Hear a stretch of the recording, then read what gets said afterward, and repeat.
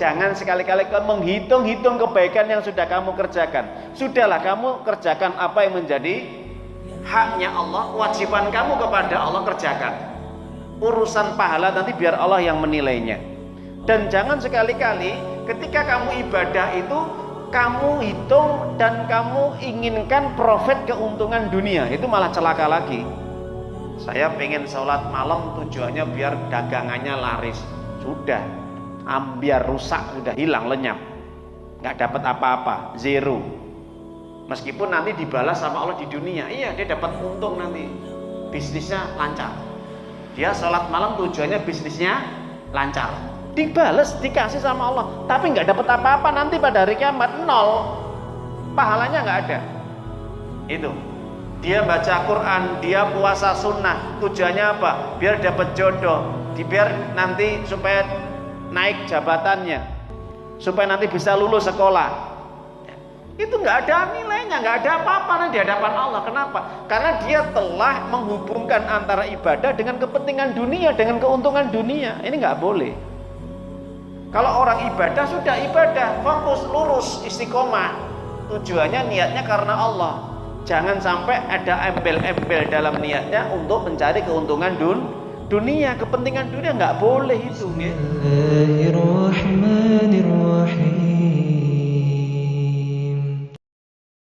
Atau memiliki fadilah.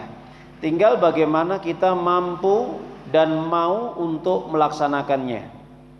Apakah kita betul-betul gigih, semangat, rajin, sebagaimana kalau orang kerja punya etos kerja, semangat, rajin, disiplin untuk bekerja. Sama, tatkala kita ibadah kepada Allah, terutama terkait dengan ibadah-ibadah nawafil atau ibadah-ibadah sunnah, maka apakah kita punya semangat, gigih, rajin, dan punya greget, ghirah yang kuat untuk senantiasa menjaganya.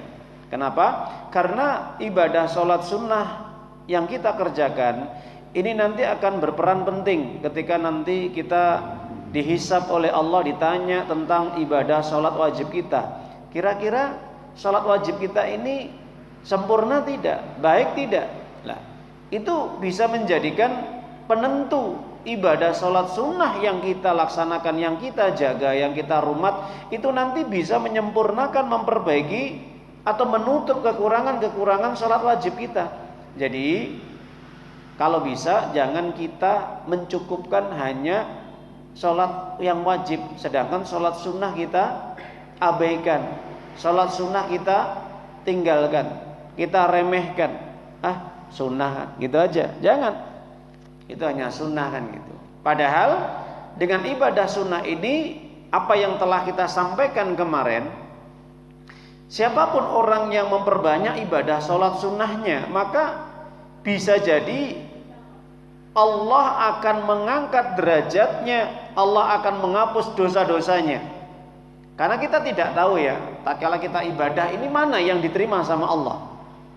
Apakah sedekah kita, apakah puasa kita, apakah sholat sunnah kita. Kalau yang wajib jelas itu haknya Allah. Wajib ini adalah ketentuan yang tidak boleh ditinggalkan. Tapi ibadah-ibadah sunnah apapun bentuknya, baik puasa sunnah, sedekah sunnah, kemudian juga sholat sunnah, baca Quran kita dan yang lainnya, mana yang diterima sama Allah kita tidak tahu. Makanya disinilah pentingnya tatkala kita untuk senantiasa memelihara ibadah-ibadah sunnah, agar jangan sampai nanti ketika pada hari kiamat kelak kita dihisab oleh Allah, ternyata ibadah sunnah kita ini sedikit sekali. Jadi kalau untuk menutup kekurangan kita, menutup apa yang menjadi kurang sempurnanya ibadah wajib kita, ini kan nggak ada. Mungkin tatkala kita puasa Ramadan, ya, maka dengan adanya puasa sunnah bisa menutup kekurangan puasa Ramadan kita, puasa wajib. Tatkala kita menjalankan sholat sunnah, maka bisa menutup, menembel kekurangan sholat kita yang wajib. Ya. Tatkala kita ini bersedekah, bisa juga untuk menggantikan kita tidak mampu ketika kita zakat harta. Nah, Dan banyak lagi ibadah-ibadah sunnah yang kita kerjakan itu bisa menempel, menutup, menyempurnakan kekurangan ibadah-ibadah yang fardu atau yang wajib. Makanya disinilah pentingnya kita senantiasa untuk menjaga ibadah sholat sunnah atau sholat nawafil, yaitu. Makanya di sini pentingnya kita untuk menyampaikan, menjelaskan tentang keutamaan atau fadilah siapapun mereka yang menjaga sholat sunnahnya.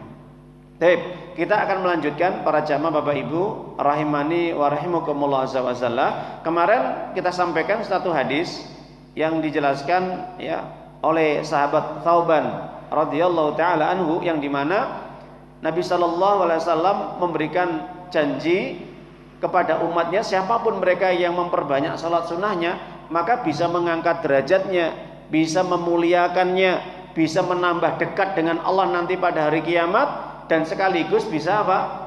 Menghapus kesalahan-kesalahan kita. Nah, ini penting sekali. Ya, bisa menghapus kesalahan-kesalahan kita dengan ibadah-ibadah sunnah tadi. Makanya Rasulullah SAW mengatakan, alaika bikathrati sujud lillahi ta'ala wa innaka latasjudu lillahi sajadatan illa rafaqallahu biha ya darajatan wa hatta bika angka khati'atan. Hendaknya kalian memperbanyak sujud, memperbanyak salat sunnah untuk mencari ridha Allah. Kenapa? Karena setiap sujud kita, setiap kali kita salat sunnah itu sekali saja, atau sujud kita sekali saja, ini bisa memberikan dampak yang luar biasa baiknya. Satu, bisa mengangkat derajat kita di sisi Allah, menaikkan level kita yang levelnya kita 1 menjadi 2, terus 2 menjadi 3, terus sampai berapa level. Tingkatan kita akan semakin tinggi di hadapan Allah.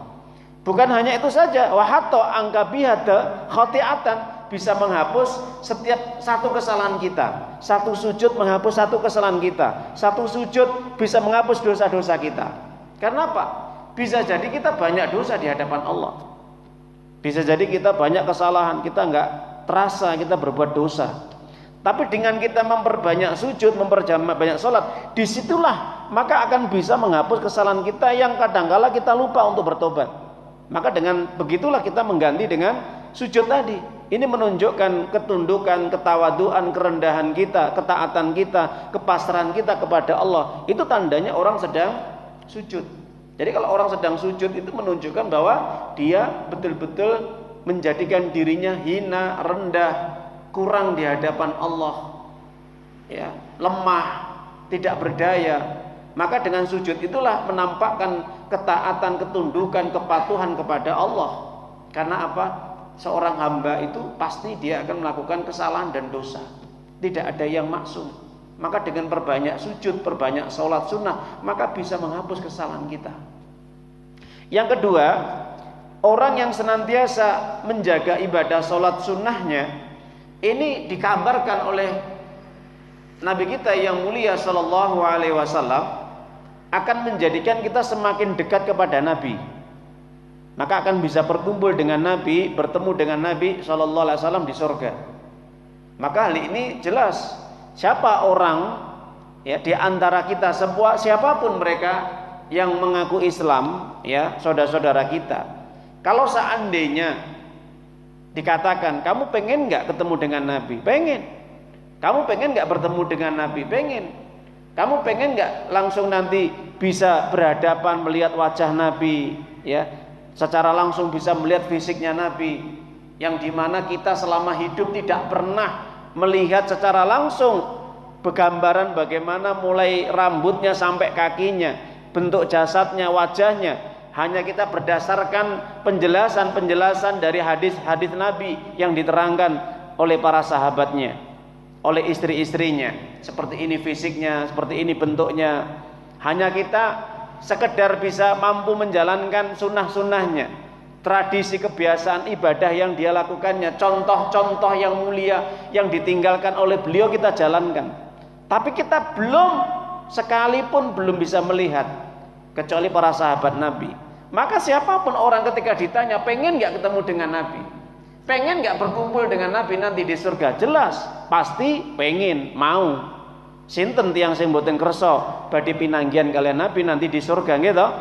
Maka di sini Nabi memberikan apa? Kunci, memberikan cara, memberikan resep, ya, memberikan fadilah, keutamaan ibadah supaya nanti bisa bertemu dengan Nabi. Di antara ibadah yang harus dikerjakan apa? Memperbanyak sholat sunnah. Memperbanyak sholat sunnah. Ini jangan diremehkan. Hal ini diceritakan di dalam hadis Sahih Imam Muslim, rawahu Imam Muslim, dari sahabat yang bernama Rabi'ah bin Ka'ab al-Aslami radhiyallahu taala anhu. Pernah ini dia bercerita, kuntu abitu ma'a Rasulillah sallallahu alaihi wasallam wa ataituhu al-ma' biwudu'i wa min hajatihi.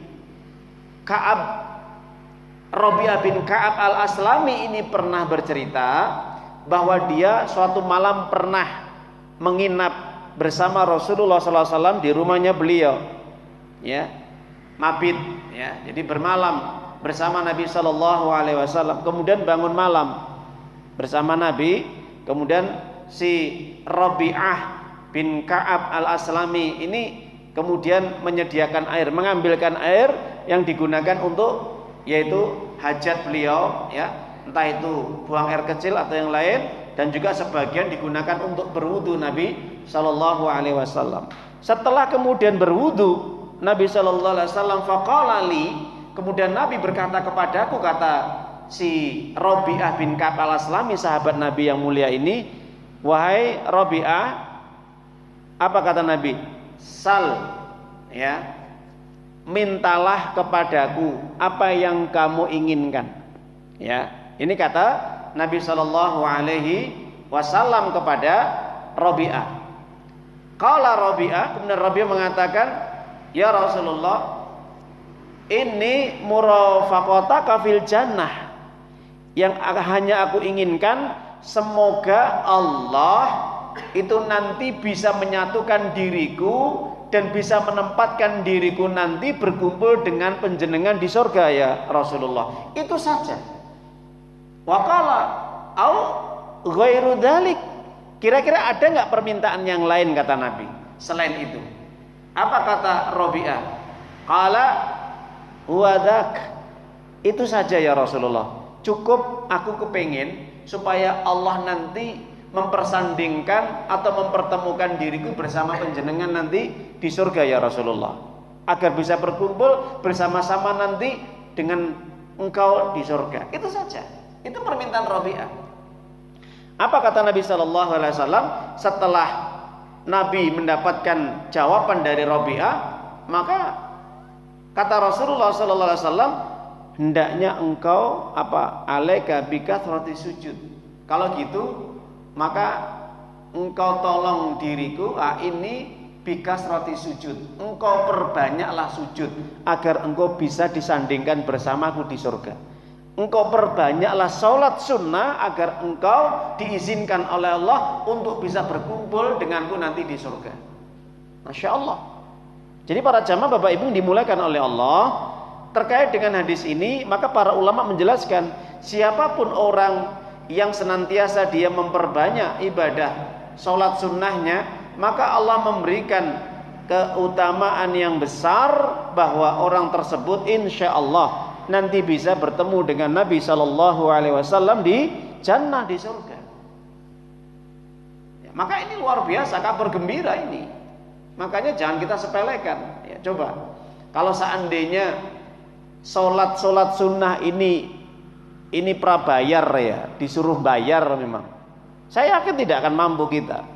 Makanya dengan sholat sunnah ini gratis, gratisnya luar biasa, mudah, bisa kita amalkan kapanpun, ya, dalam kondisi kita longgar, kondisi kita sehat. Maka kesempatan ini kita gunakan, kita manfaatkan untuk memperbanyak sholat sunnah.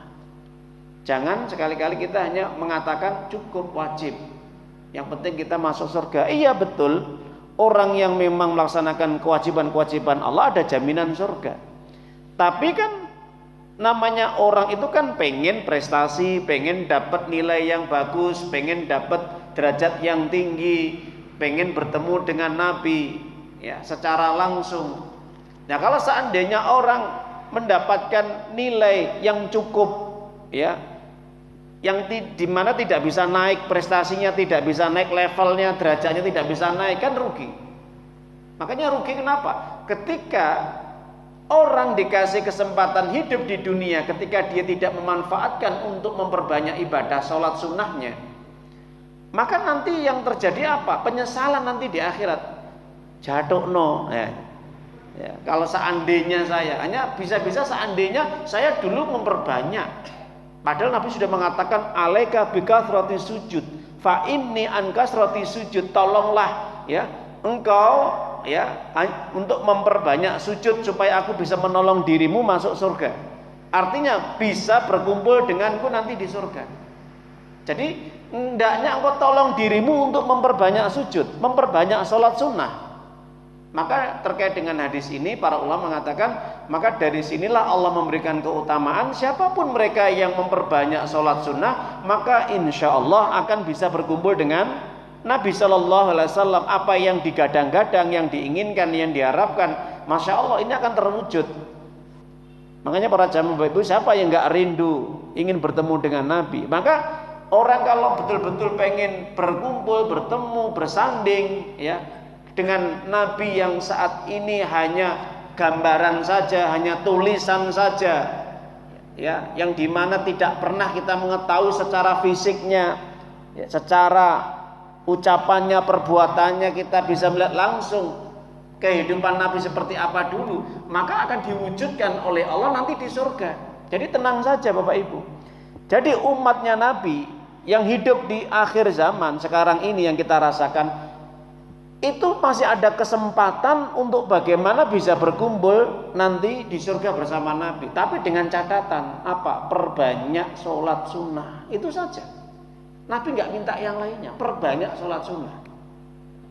Nabi tidak meminta supaya umatnya kamu harus melaksanakan ya haji berapa kali, umroh berapa kali, ya, sedekah berapa miliar atau berapa ratus juta. Enggak. Ya, cukup ringan. Yang diinginkan oleh Nabi apa? Amalan yang ringan tapi luar biasa kan keutamaannya. Perbanyak sholat sunnah gitu loh.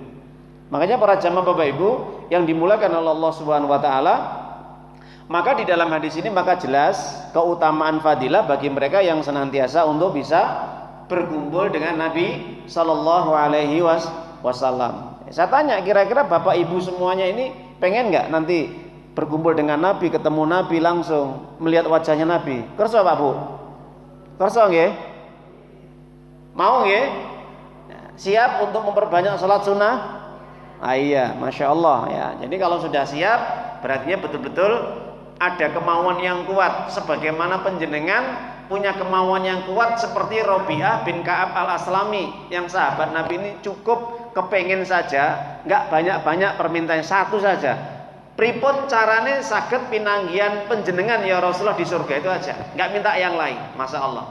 Seandainya di ini ya Robi'ah ini sahabat Nabi, seandainya dia dikasih gunung emas atau dikasih surga yang level berapapun, tapi pengennya Robi'ah ini pengen bertemu dengan Nabi, itu saja. Terus berkumpul dengan Nabi, ya. Di dunia berkumpul, di surga di akhirat juga bisa kumpul kembali. Ini sahabat Nabi yang pernah bertemu dengan Nabi. Apa gerangan yang tidak pernah melihat Nabi? Masya Allah, kangennya luar biasa, cintanya luar biasa. Coba ketika orang itu hanya dibisikkan atau diberitahu, kamu nanti akan dapat ya bonus sekian, ya, kamu dapat uang sekian. Ini informasi, sekedar informasi. Entah itu benar atau tidaknya, itu ada perasaan apa? Pasti apa? Gembira. Apalagi nyata, betul-betul nyata diberitahukan kamu dapat 1 miliar, datang uangnya 1 miliar, senang nggak Bu?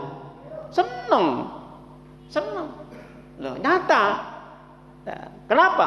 Karena kamu telah berhasil ya melakukan ini dan itu lah. Akhirnya kamu mendapatkan bonus sekian. Sama ketika kamu melaksanakan ibadah yang dianjurkan oleh Nabi, kalau kamu pengen bertemu dengan diriku, perbanyaklah kamu syaratnya untuk sholat sunnah ya. Nanti kalau memperbanyak sholat sunnah, maka insya Allah nanti bisa berkumpul dengan Nabi Shallallahu Alaihi Wasallam di surga.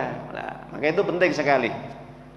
Kemudian yang ketiga, ini yang kedua ya, hadis yang kedua tentang fadilah siapapun orang yang menjaga sholat sunnah, maka keutamaannya bisa berkumpul dengan Nabi Shallallahu Alaihi Wasallam. Yang ketiga, keutamaan bagi orang senantiasa yang menjaga sholat sunnah, maka para jamaah Bapak Ibu dikatakan itu tanda orang mukmin yang betul-betul dia itu sangat-sangat sempurna imannya. Kenapa? Karena di satu sisi dia bisa menjalankan kewajiban, tapi di satu sisi dia bisa menjaga yang sunnah. Makanya orang mukmin itu ada levelnya. Ada mukmin yang betul-betul muqarrabun, ya, yang sangat dekat dengan Allah. Ada orang mukmin yang dia ini ya muqtasidun, yang tengah-tengah, ya. Kalau yang muqarrabun, yang dekat dengan Allah, dekat para malaikat, ya, dekat makhluk-makhluknya Allah yang mulia nanti pada hari kiamat, ini orang mukmin yang bisa menjaga yang wajib, yang senantiasa melestarikan memelihara yang sunnah dan menjauhi yang haram dan tidak masuk dalam yang subhat atau yang makruh atau yang dibenci. Adapun yang mubah ini dipilih, kalau seandainya ini tidak bisa mendekatkan diri kepada Allah, ditinggalkan saja. Jadi tidak berkecimpung dalam yang mubah. Ini yang muqarrabun, yang paling dekat kepada Allah. Yang muqtasidun, yang tengah-tengah ini ya wajib dikerjakan, menjauhi yang haram, oke, ya. Yang sunah-sunah arang-kading. Ya, arang-kading ini tengah-tengah ini. Jadi tingkatannya nggak sampai level tinggi kan gitu. Nah, bagi para jamaah Bapak Ibu, orang yang betul-betul dia menjaga sholat sunnahnya ini termasuk bagian daripada orang-orang mukmin yang tingkatannya level yang tinggi. Kenapa? Wajib dikerjakan, sing fardu dipun laksanakan, sing sunnah juga semangat dia mengerjakan, menjauhi yang haram, yang dilarang, berusaha untuk tidak melakukan yang makruh atau subhat, ya, dan berusaha untuk tidak banyak berkecimpung yang mubah. Nah itu. Jadi para jamaah Bapak Ibu yang dimuliakan oleh Allah Subhanahu wa taala, maka Nabi sallallahu alaihi wasallam menjelaskan dalam hadis rawahu Imam Ahmad dan Ibnu Majah. Hadis ini riwayat dari Thauban, sama dari Thauban radhiyallahu taala anhu. Rasulullah sallallahu alaihi wasallam pernah bersabda, dari Thauban berkata, Nabi sallallahu alaihi wasallam bersabda. Apa kata Nabi? Istaqimu walan tuhsu. Istaqimu walan tuhsu. Hendaknya kamu tetap istiqomah, tetap kalian lurus dalam ketika beribadah kepada Allah. Ketika melaksanakan ketaatan, hendaknya kamu terus jaga itu amal-amal ibadah kamu. Lurus di atas yang benar, di atas kebenaran sesuai dengan petunjuk Al-Qur'an dan Sunnah. Istiqomah. Istiqomah, ya. Jadi jangan sampai kamu melenceng ke kanan dan ke kiri. Jangan sampai kamu menyimpang dari ke kanan dan ke kiri. Tetap istiqomah. Walam tuhsu. Ya. Setelah kamu istiqomah, kata Nabi sallallahu alaihi wasallam kepada Thauban, ya, ini nasihat Nabi kepada Thauban dan para sahabat yang lain, hendaknya kamu jangan sekali-kali walam tuhsu. Apa? Menghitung-hitung, menilai kebaikan-kebaikan yang kamu amalkan. Jadi kalau sudah melakukan satu amal yang baik itu, ya amal soleh itu nggak usah dihitung-hitung. Oh, tadi pagi saya sudah ini, sudah sedekah ini, sudah baca Quran ini, saya sudah sholat jamaah, ya tadi subuh, saya sudah datang pengajian tadi malam, ya saya sudah membantu orang tua, saya sudah ini. Dan jangan kamu hitung kebaikan-kebaikan kamu. Kalau kamu hitung kebaikan-kebaikan kamu, nanti kamu akan lupa kesalahan kamu. Yang kedua, akan menjadikan kamu nanti ada muncul unsur riya, pamer. Kalau yang bahaya nanti muncul sombong lagi. Karena orang kalau sering menghitung-hitung yang baik-baik saja, tidak pernah menghitung yang salah. Nah, ini bahaya. Ngoten Pak Bu nggih? Kenapa? Menganggap nanti amalannya itu banyak, tapi belum tentu diterima sama Allah. Kenapa? Kalau di situ ada sarang penyakit apa? Sum'ah, riya. Nah, syirik kecil ini bahaya. Puasanya sholat Senin Kemis, puasanya Daud, nah itu dihitung-hitung. Tapi ternyata dia nggak sadar ketika dia ini beribadah, menghitung-hitung ibadah sunnahnya, dia ceritakan kepada temannya, dia pamerkan kepada tetangganya, ya, dia sampaikan kepada kerabat-kerabat dekatnya atau teman-temannya. Lah ini, makanya Bapak Ibu, jangan sekali-kali kita pernah menghitung-hitung kebaikan-kebaikan kita. Biarkan, serahkan kepada Allah untuk kebaikan amal soleh yang kita kerjakan. Yang paling penting yang kita hitung itu apa? Kesalahan kita. Sebaliknya, kalau bisa yang kita hitung itu kesalahan kita. Makanya ulama salaf soleh, ulama-ulama terdahulu itu mereka itu senantiasa introspeksi diri. Apa Pak, Bu, introspeksi diri? Mawas diri. Ya, caranya bagaimana? Selalu dia itu kalau mau tidur itu dia selalu ya muhasabah, introspeksi diri. Tadi pagi saya itu sudah berbuat apa ya? Mendolimi siapa ya? Saya berbuat kesalahan apa ya? Saya dosanya apa? Itu ulama dulu. Jadi nggak pernah ulama dulu itu dia, ya maaf ya Bapak Ibu, itu dia berpikir tentang kebaikan atau ibadah amal soleh yang dikerjakan itu nggak pernah dipikir. Karena itu sudah urusan Allah sudah. Yang penting aku jalankan, aku laksanakan yang wajib dan yang sunnah, selesai. Tapi yang menjadi ganjalan, yang menjadi pikiran bagi ulama-ulama dulu, beda dengan sekarang ya.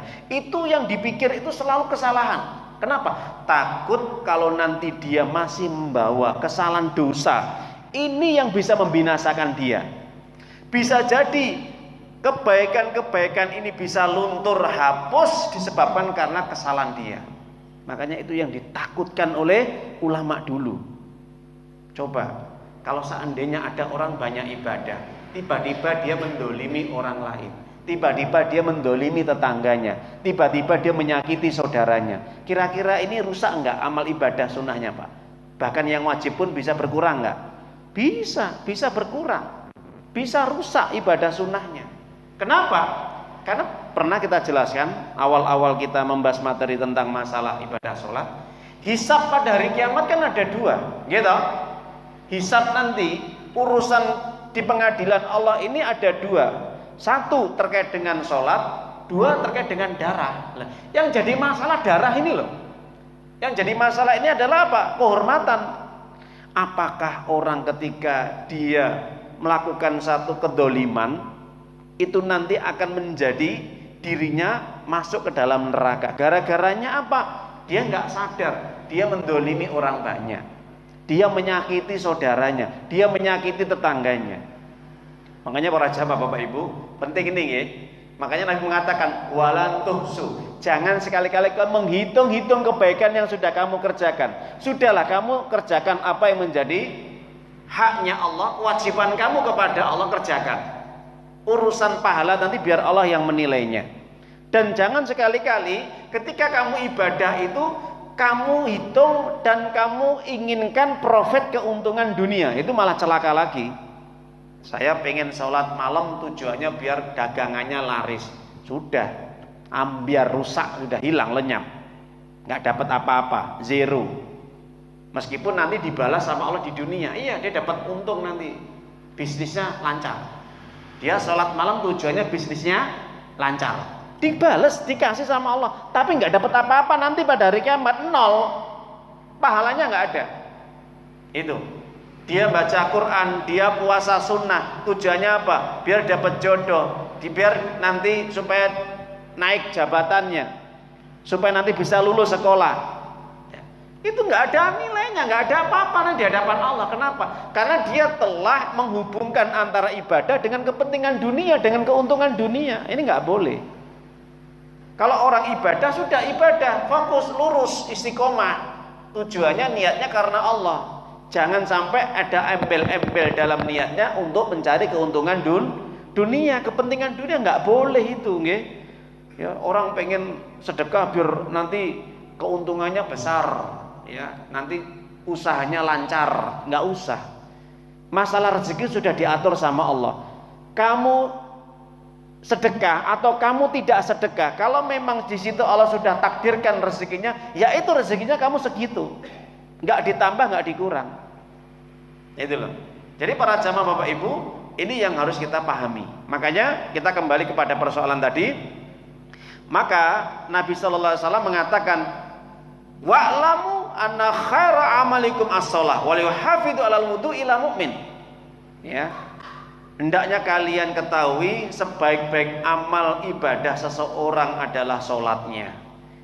Tidak ada orang yang bisa menjaga wudunya, air wudunya, kecuali mereka mukmin.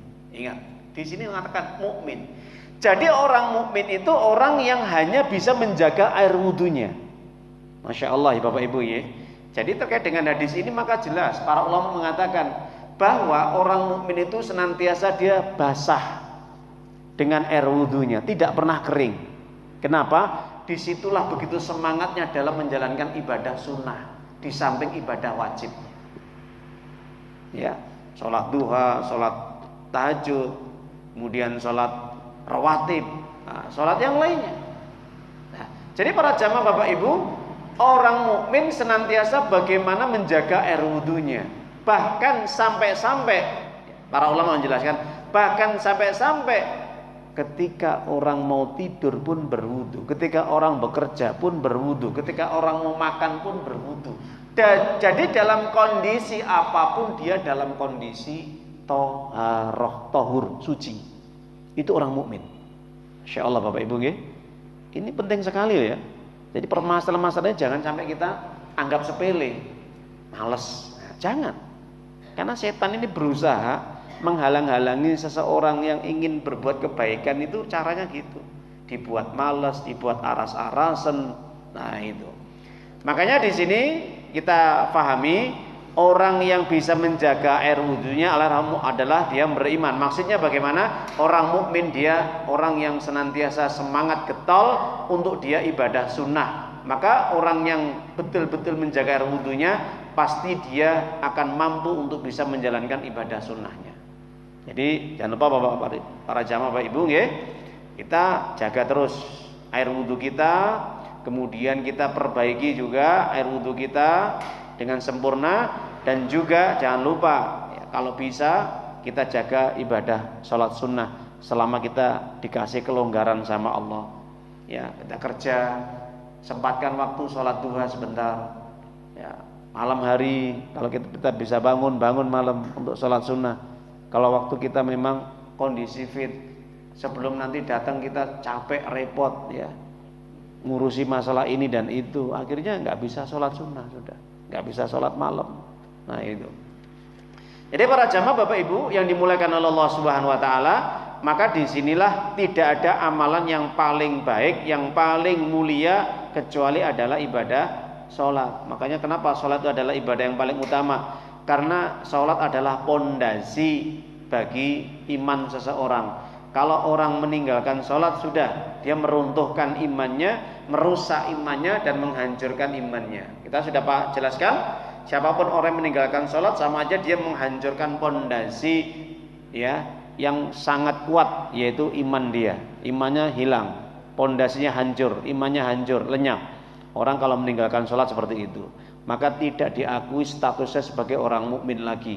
Kalau dia meninggalkan sholat dengan sengaja, sampai datang kematian pun dia menjadi orang yang paling celaka, paling celaka. Nah itu, paling rugi dan binasa nanti pada hari kiamat. Tapi para jamaah Bapak Ibu, yang terakhir akan kita tambah lagi keutamaan bagi orang yang menjaga sholat sunnah. Itu akan insya Allah dibangunkan istana di surga. Masya Allah. Nah, itu. Nah, kita ambil di dalam riwayat apa yang disampaikan oleh sahabat Nabi yang mulia, baik itu dari istri Nabi yang mulia Ummu Habibah radhiyallahu taala anha, dan juga sahabat Nabi yaitu Abu Hurairah radhiyallahu taala anhu. Meskipun ada perbedaan redaksi. Nabi SAW pernah bersabda yang diriwayatkan dari istri Nabi Ummu Habibah. Hadis ini riwayat Imam Muslim ya. Rasulullah mengatakan, "Ma min muslimin yusalli lillahi asrata rak'atan tatawu'an ghaira faridatin illa banallahu baitan fil jannah. Nah, ini kata Nabi di dalam hadis rawahu ya Imam Muslim dari Ummu Habibah. Tidak ada seorang muslim yang senantiasa dia mamin muslim yusolli ya kulla yaumin wa lailatin, setiap hari setiap malam ya, jadi artinya selama 24 jam ini dia menjaga sholat 12 rakaat tinta asrata rakaatan tatawuan, 12 ya apa yaitu rakaat. Nah itu 12 rakaat ghairu faridatin, bukan sholat wajib. Ini bukan sholat wajib ini kata Nabi. Illa banallahu baitan fil jannah, maka dia akan dibangunkan istana atau rumah nanti di surga. Jadi orang ingin mendapatkan hunian yang betul-betul spesial, eksekutif, VIP ya, dan begitu indahnya, gratis, tanpa membayar pakai uang, cukup hanya dia memperbanyak sujudnya, memperbanyak rokaatnya, itu sudah dapat hunian rumah istana yang paling luas dan paling indah di surga. Masya Allah, ini nggak main-main Bapak Ibu, gratis, gratis, nggak pakai bayar duit ini, nggak seperti orang sedekah, cukup perbanyak sujud saja. Karena ini konteksnya adalah konteks ibadah sholat, nggak pakai duit, nggak pernah bayar. Beda kalau sedekah. Ya.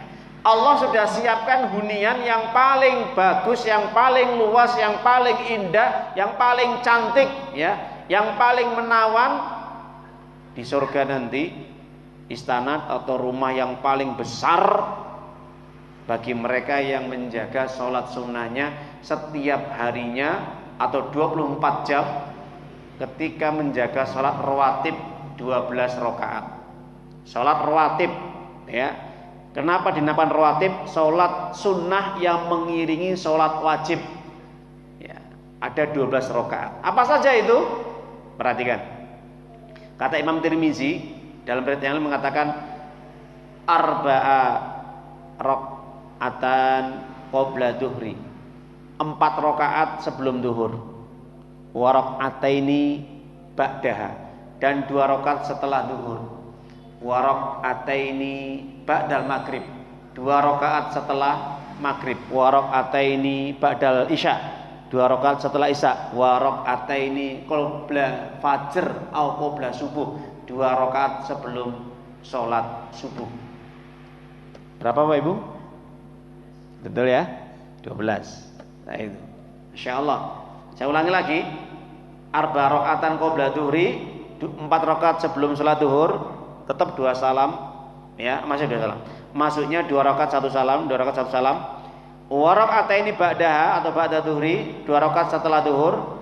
Wa rakaataini ba'dal maghrib, 2 rakaat setelah maghrib. Wa rakaataini ba'dal isya, 2 rakaat setelah isya. Wa rakaataini qabla subuh atau qabla fajr, 2 rakaat sebelum sholat subuh dijalankan. 12 rakaat. Masya Allah, sudah dapat istana.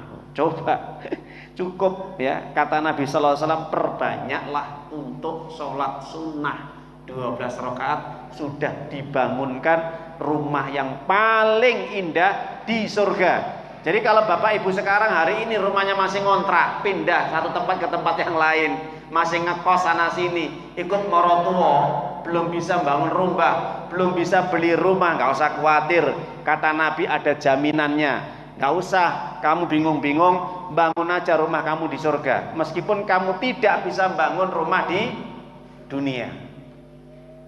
Rumah di dunia gak lama kok, 100 tahun hancur ya, sudah retak-retak ya. Nanti belum kita tinggalkan, belum nanti dinikmati anak-anak cucu kita. Ya kalau gak dijual, kalau dijual habis ya. Tapi rumah yang paling abadi adalah di surga. Cukup menjaga 12 rakaat. Dalam riwayat yang lain ada keringanan turun cuman 2 rakaat 10 ya, 10 rakaat. Ini dari riwayat Ibnu Umar radhiyallahu an, putra dari Umar bin Khattab.